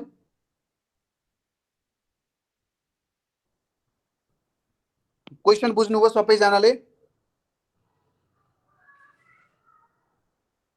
क्वेशन बुझ्नुभयो बुझ्नु हजुर बुझिएन के भने अलि बुझिएन क्वेशन अलि बुझेन ओके क्वेशनले के भनिरहेछ भन्दा x को कुन भ्यालु चुज गर्दाखेरि हेर्नुस् है x को कुन भ्यालु चुज गर्दाखेरि चाहिँ 3 पावर x ले 27 पावर 5 लाई डिवाइड गर्न पनि सक्छ र यो अप्सन मध्येको सबैभन्दा ठूलो भ्यालु पनि हुन्छ अब यो भ्यालु पुट गर्दाखेरि सबैभन्दा ठूलो भ्यालु अथवा ग्रेटेस्ट पोजिटिभ डिवाइजर कुन हो त भन्ने कुरा यसले सोधिरहेको छ अहिले क्लियर भयो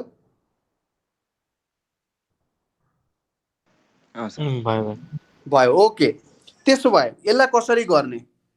3 पावर x लाई यहाँ राख्ने, 27 पावर 5 लाई यहाँ राख्ने। अब सोच्ने यसलाई मैले कसरी 3 को पावरमा चेन्ज गर्न सक्छु होला। 27 भनेको यो लेख्न सकिन्छ, 3 को पावर 3 यहाँ 5 लेख्न सकिन्छ। यस सर, अनि त्यो 3 को पावर 15 हुन्छ। 3 को पावर 15 हुन्छ। अब यहाँ 3 को पावर x छ। अब भनेपछि x को सबैभन्दा ठुलो भ्यालु हामीले कुन चुज गर्न सक्छौं? बेस इक्वल भो पावर इक्वल गर्न सकिन्छ। ओके, हामीले बेस र पावर इक्वल गर्न सकिन्छ नि। x को भ्यालु त 15 हुने रहेछ। अब 5 पनि चुज गर्न सकिन्छ, 8 पनि चुज गर्न सकिन्छ, 10 पनि चुज गर्न सकिन्छ। तर हामीले सोधेको छ ग्रेटेस्ट पोजिटिभ इन्टेजर भनेर सोधेको छ। भने चाहिँ हामीले कुन नम्बर चुज गर्नु पर्यो, कुन भ्यालु? 15। भेरी गुड, हामीले 15 चुज गर्नुपर्ने हुन्छ। यदि स्मलेस्ट पोजिटिभ इन्टेजर भनेको हामीले कुन चुज गर्नु पर्थ्यो? 5। Very good. ल, क्लियर भयो यो क्वेसन? सबैलाई क्लियर छ? भयो भयो ल ल ल, यस्तो क्वेसन गर्न सकिन्छ। माइक अफ गरिदिनु होला प्लिज।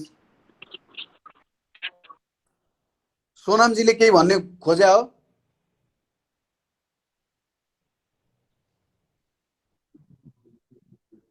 हजुर, कसले सोधिराख्नु भएको छ यो क्वेसन? फेरि एकचोटि बुझाइदिनु। ए ओके, यो क्वेसनले चाहिँ के भनिरहेछ? ओके ओके, यो क्वेसनले चाहिँ के भनिरहेछ भन्दाखेरि एउटा 3 पावर x भन्ने नम्बर छ, यहाँनिर अर्को 27 पावर 5 भन्ने नम्बर छ। अब यो अप्सनमा दिएको सबैभन्दा ठुलो भ्यालु लिनुस् जसले चाहिँ 27 पावर 5 लाई डिभाइड गर्न सक्छ। कुरा बुझ्नुभयो? यो अप्सन मध्ये x को सबैभन्दा ठुलो भ्यालु कुन हुन सक्छ, अथवा 3 पावर x को सबैभन्दा ठुलो भ्यालु कुन हुन सक्छ जसले चाहिँ 27 पावर 5 लाई डिभाइड गर्न सक्छ? बुझ्नुभयो? कसले सोध्नु भएको थियो, बुझ्नुभयो कि भएन?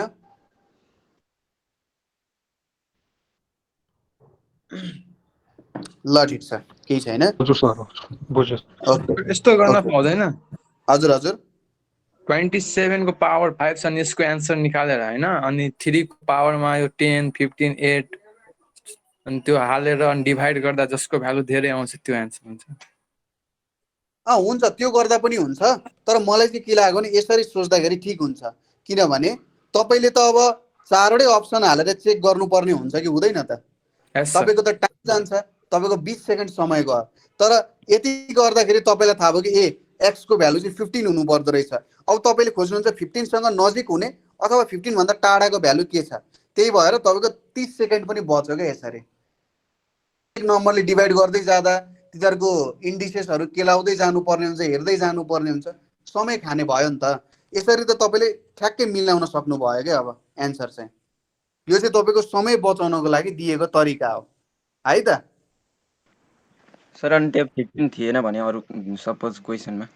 ओके, 15 थिएन अरे। सपोज यहाँनिर हामीलाई अप्सन ई पनि मैले थपिदिए। यहाँनिर मैले 14 लेखे, यहाँनिर मैले 16 लेखे, यहाँनिर 15 आयो भनेपछि 27 पावर 5 लाई जाने सबैभन्दा ठुलो त 3 को पावर 15 ले जाँदो रहेछ हो।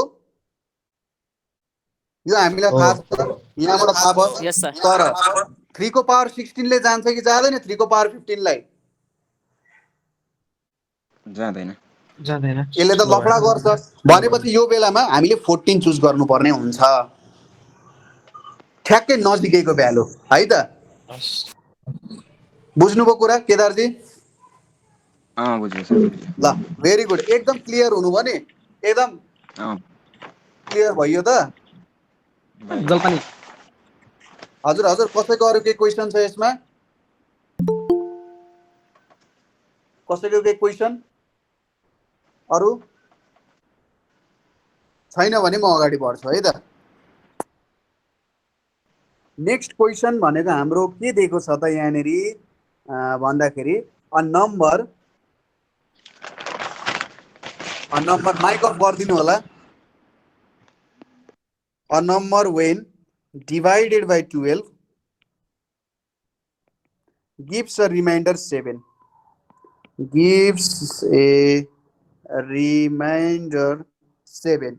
If the same number is divided by 6, then the remainder must be. If the same number is divided by 6, then the remainder must be भनेर भनिएको छ. अब यहाँनिर म अप्सनहरू पनि लेखिदिन्छु है त, ताकि तपाईँले गर्न सक्नुहोस्. अप्सन ए मा 1 छ, अप्सन बी मा 2 छ, अप्सन सी मा 3 छ र अप्सन डी मा 4 छ. क्वेसनले के भन्नु भन्दा एउटा नम्बर छ, त्यो नम्बरलाई 12 ले डिभाइड गरियो भने रिमाइन्डर 7 आउँदो रहेछ र त्यही नम्बरलाई 6 ले डिभाइड गरियो भने रिमाइन्डर कति हुनुपर्छ भनेर भनिरहेको छ. कसरी गर्दा चाहिँ सबैभन्दा सजिलो होला त? ल मलाई कसैले आइडिया दिनुस्. एउटा आइडिया लायो भने चाहिँ एकदमै सजिलो तरिकाले सल्भ गर्न सकिएला त. दुईटा तरिका छ यहाँनिर, तर कुन तरिकाले चाहिँ हामीलाई छोटो भन्दा छोटो समयमा उत्तर दिन्छ होला त? पहिला भन्छु है त.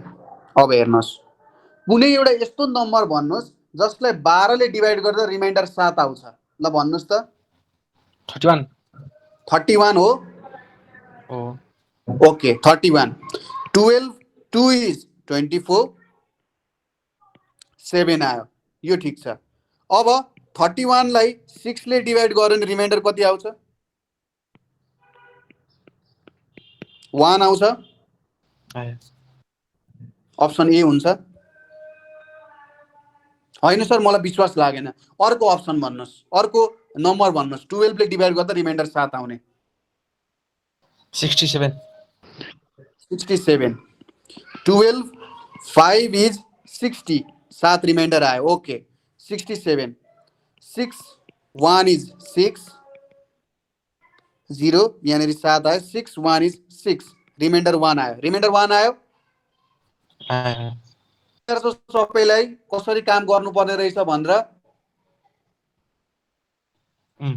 कन्डिसन सपोर्ट गर्ने नम्बर खोज्ने. यसरी तपाईँले यो पनि गर्न सक्नुहुन्थ्यो. p इक्वल्स टु 12z + 7 लेख्ने, त्यसपछि p equals to 6z + r भनेर लेख्ने, अनि यहाँबाट भ्यालु खोज्ने प्रयास गर्ने. यसरी पनि तपाईँले, अब यहाँ z लेख्न पाइँदैन, यहाँनिर w लेख्नु पर्यो. अब यहाँनिर भ्यालु खोज्ने कामहरू गर्न सक्नुहुन्थ्यो, तर यो अत्यन्तै लफडा हुन्थ्यो. हामीलाई त चाँडोभन्दा चाँडो एन्सर चाहिएको छ, किनभने क्वेसन धेरै छ, समय थोरै छ. भनेपछि भ्यालु सोच्ने, सिम्पल भ्यालु सोच्ने. यहाँनिर तपाईँले सपोज 19 पनि सोच्न सक्नुहुन्छ. सजिलो छ 19 सोच्ने. अब कसरी 19 सोच्ने त भन्दा कोसन्टलाई जहिले पनि जेनरली 1 लिने. ठिक छ. कोसन्टलाई जेनरली 1 लियो भने 12 टाइम्स 1 हुन्छ, रिमाइन्डर 7 छ भनेपछि 19 भ्यालु आउँछ. 19 लाई सपोर्ट गर्छ भने चाहिँ तलको नम्बरलाई पनि यो कुराले मार्नु हुनुपर्ने हो हैन. हो यो तरिकाले हामीले सोच्नु पर्ने हुन्छ. जेनरली कोसन्टलाई चाहिँ के गर्ने, 1 मानेर काम गर्ने. कोसन्टलाई 1 मानेर काम गर्यौं भने जेनरली है सबै कन्डिसनमा नहुन सक्छ, जब जेनरली कोसन्टलाई 1 मानेर हामीले काम गर्यौं भने चाहिँ के हुन जान्छ, सजिलो हुन जान्छ है त. कुरा क्लियर छ? हो सर. कसैलाई प्रब्लम? No problem. ल हामी अर्को क्वेसनतिर जाउँ है त.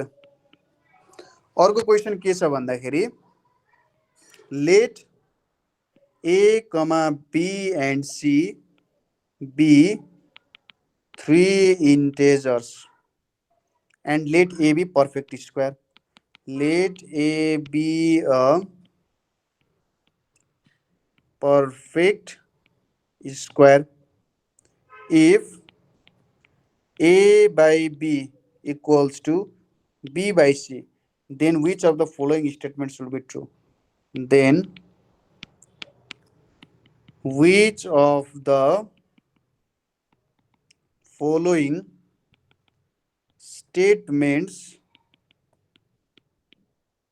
would be ट्रु भनिरहेको छ। अप्सन ए मा के छ? अप्सन ए मा छ C must be an integer. C must be an even integer भनेर छ। बी मा के छ? C must be odd integer. C must be an odd integer भनेर छ। अप्सन सी मा के छ? C must not be perfect square भनेको छ। C must not be perfect square. C must be perfect square. C must be a perfect square भनिरहेछ। अब यो क्वेशनले के भनिरहेछ भने हामीसँग तीनवटा नम्बर छ A, B, C छ, तीनवटै इन्टिजर हो र A एउटा पर्फेक्ट स्क्वायर हो। पर्फेक्ट स्क्वायरको एक्जाम्पल के हुन्छ? जस्तै A को भ्यालु 1 हुन सक्छ, किनभने 1 भनेको 1 इक्वल्स टु के हो? 1 को स्क्वायर लेख्न सकिन्छ। त्यसै गरी A को भ्यालु 4 पनि हुन सक्छ, किनभने 4 लाई 2 को स्क्वायर लेख्न सकिन्छ। A को भ्यालु 9 पनि हुन सक्छ, किनभने 9 लाई 3 को स्क्वायर भनेर पनि हामीले लेख्न सकिन्छ। पर्फेक्ट स्क्वायर भनेको यस्तो नम्बरहरूलाई चाहिँ पर्फेक्ट स्क्वायर भनेर भनिन्छ। र यहाँ एउटा कन्डिसन दिएको छ, A by B equals to B by C भन्ने एउटा कन्डिसन दिएको छ। अब यो जुन कन्डिसन दिएको छ त्यो अनुसार हामीले भन्नु पर्यो यहाँबाट कुन चाहिँ स्टेटमेन्ट सही हो भनेर भन्नु पर्यो। ल के हुन्छ होला यसको एन्सर? पर्फेक्ट स्क्वायर भनेको बुझियो? ए र डी हुन गयो त फेरि। A र D हुनु पर्यो। ए र डी हुन गयो मेरो चाहिँ त्यो मैले सोचे अनुसार चाहिँ। ओके ओके, तपाईँले भन्नुभयो A हुनुपर्छ र D हुनुपर्छ, तर हामीसँग त त्यस्तो अप्सन छैन। A र D मा त एउटा मात्रै हुनुपर्छ हैन त? दुईटा अप्सन टिक हान्ने ठाउँ त हामीसँग छैन नि त यहाँ। डी हुन्छ सर। डी हुन्छ। ओके ल, त एकजनाले डी हुन्छ भनेर भन्नुभयो। ल हेरौँ है त। अब यहाँनिर हामीले के दिएको छ? A by B equals to B by C दिएको छ। अब यहाँनिर हामीले A equals to B square C भनेर लेख्न सकिन्छ हो, यहाँनिर केही प्रब्लम छैन। अनि C equals to A by B square लेख्न सकिन्छ हो। अब यो A भनेको मैले x स्क्वायर मान्न सक्छु कि सक्दिनँ भन्नुहोस् त? किनभने A एउटा पर्फेक्ट स्क्वायर हो। पर्फेक्ट स्क्वायरलाई यस्तो फर्ममा लेख्न सकिन्छ भनेपछि x square by B square हुन्छ, भनेपछि x बाई B को होल स्क्वायर हुने रहेछ। C को भ्यालु x बाई B को होल स्क्वायर हुने रहेछ।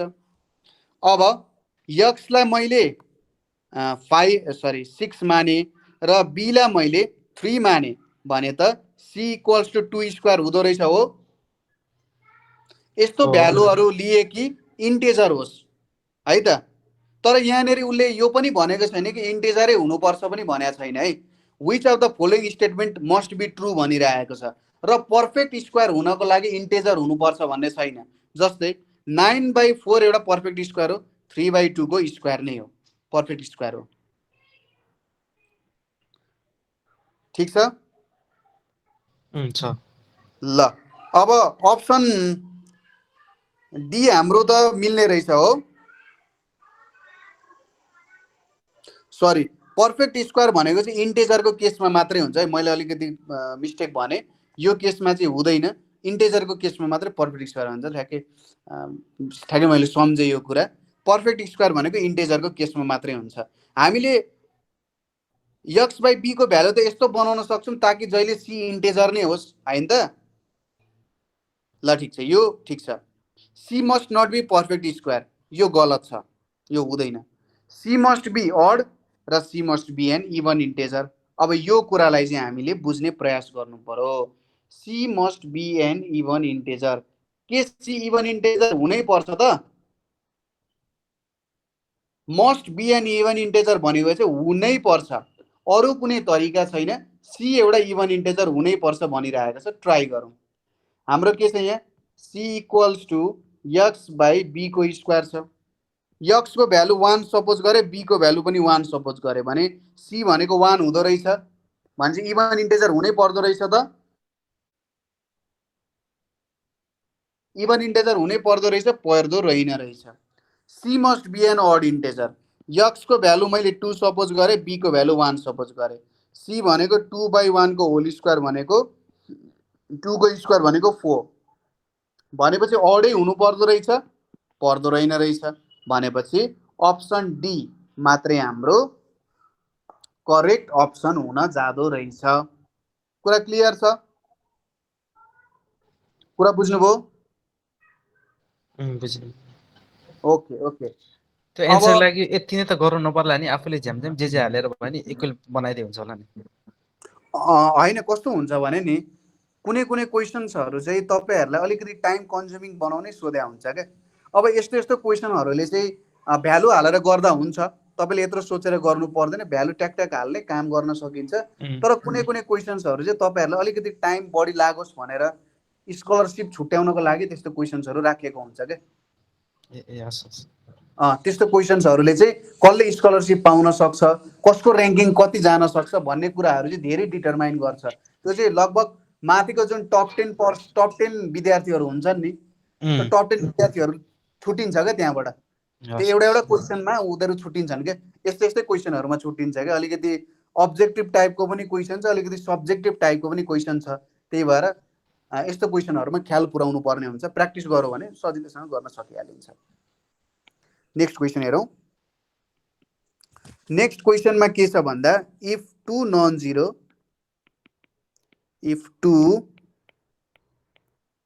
Zero positive integers, if two non-zero positive integers p and q are such that p equals to 4q र p is less than 8, q is भनेर सोधिएको छ।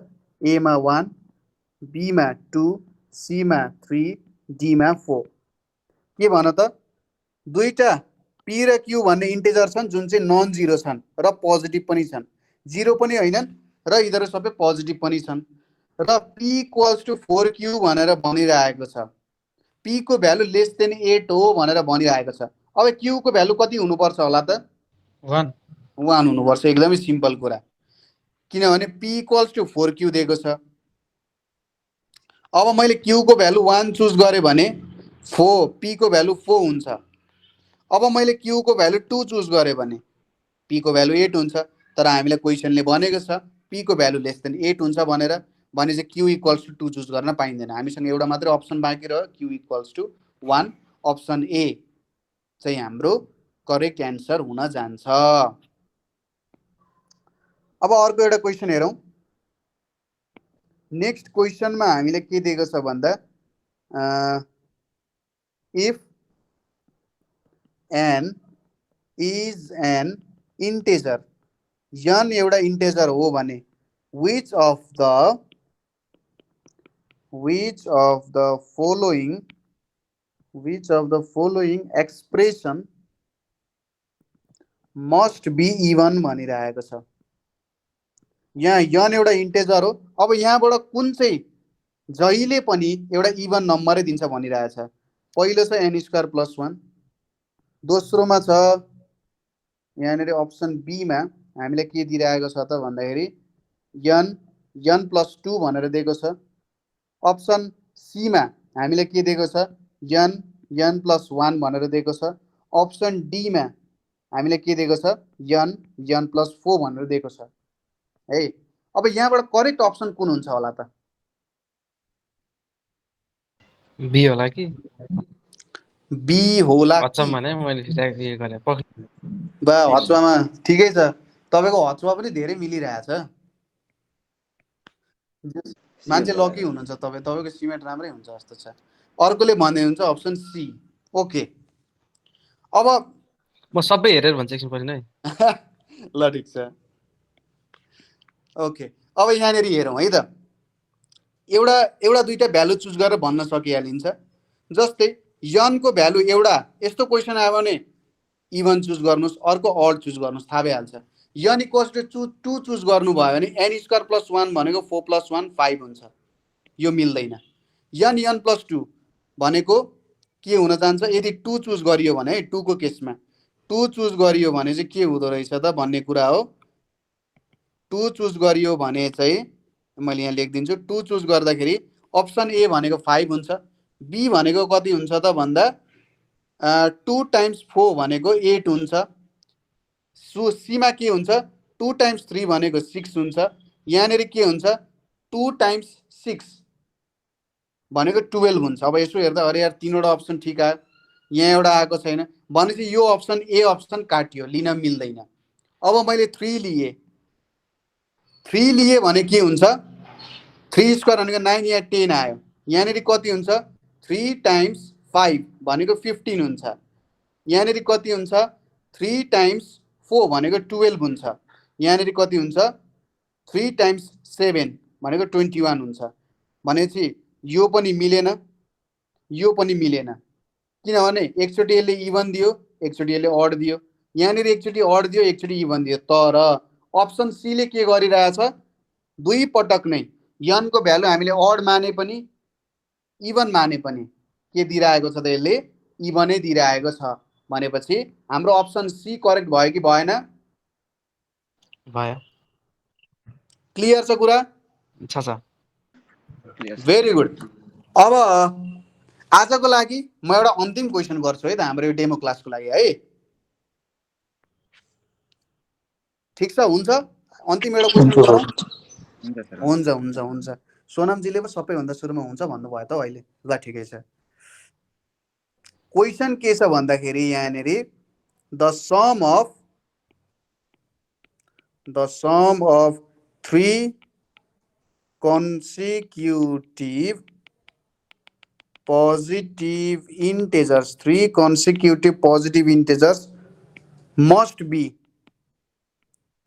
divisible by which of the following हामीलाई यदि 3 वटा consecutive positive नम्बर्सहरु हामीसँग छ तिनीहरुलाई हामीले सम गरिम भने कुन चाहिँ नम्बरले जसरी भए पनि डिभाइड गर्नुपर्छ त भन्ने सोधिरहेछ 2 3 4 5 भन्ने हाम्रो अप्सन छ अब यहाँनेरि हामी त अगाडिकै कन्सेप्ट युज गर्छौं 1 2 3 पनि कन्सिक्युटिभ इन्टिजर हो 3 4 5 पनि कन्सिक्युटिभ हो 4 5 6 पनि कन्सिक्युटिभ हो अथवा यहाँनेरि म अरु चार यसरी मान्दिन्छु 2 3 4 3 4 5 4 5 6 अब यो तीनवटालाई मैले यसरी सम गरे हेर्नुस् है त यहाँनेरि सम गरे 1 2 र 3 सम गर्दा 6 हुन्छ यो सम गर्दा 9 हुन्छ यो गर्दाखेरि 12 हुन्छ यहाँनेरि कति हुन्छ 15 हुन्छ अब यो सबै नम्बरलाई हरेक चोटी जाने नम्बर कुन छ त 3 यसलाई 2 र 3 ले जान्छ यसलाई 3 ले मात्रै जान्छ यसलाई 3 र 4 ले जान्छ यसलाई 3 र 5 ले जान्छ भनेपछि सबैमा कमन कुन छ डिभाइड गर्ने 3 छ भनेपछि अप्सन बी हाम्रो करेक्ट अप्सन हुन जान्छ हो ल ठीक छ बुझिएन सर हामीले यो हजुर बुझिएन त बुझिएन अलिकति बिस्तारै भन्नु न बिस्तारै ओके क्वेशन बुझ्नुभयो बुझे क्वेशन बुझ्नुभयो ओके अब मैले यहाँनेरि चारवटा अप्सन लिए चारवटा नम्बरहरु लिए ताकि कुनै पनि कन्फ्युजन नहोस् यहाँनेरि मैले कन्सिक्युटिभ नम्बर सुरुमा 1 2 3 लिए अर्को कन्सिक्युटिभ नम्बर मैले 2 3 4 लिए अर्को कन्सिक्युटिभ नम्बर मैले 3 4 5 लिए र अर्को कन्सिक्युटिभ नम्बर मैले 4 5 6 लिए बुझ्नुभयो अब यहाँनेरि यसलाई मैले सम गरे 1 2 3 लाई सम गर्दा 6 आउँछ 2 3 4 लाई सम गर्दा 9 आउँछ 3 4 5 लाई सम गर्दा 12 आउँछ र 4 5 6 लाई सम गर्दा 15 आउँछ हो अब 6 लाई जाने नम्बर भनेको कुन हो त 2 र 3 ले जान्छ अप्सनबाट हेरेर हेर्ने 9 लाई कुनले जान्छ 3 ले मात्रै जान्छ 12 लाई कुनले जान्छ 3 4 अनि 2 ले पनि जान्छ हो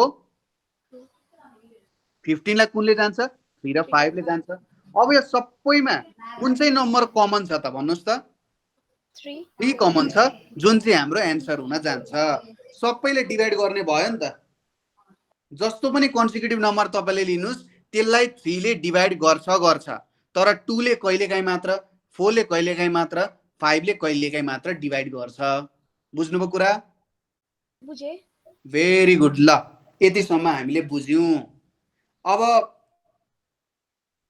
आजको क्लास सायद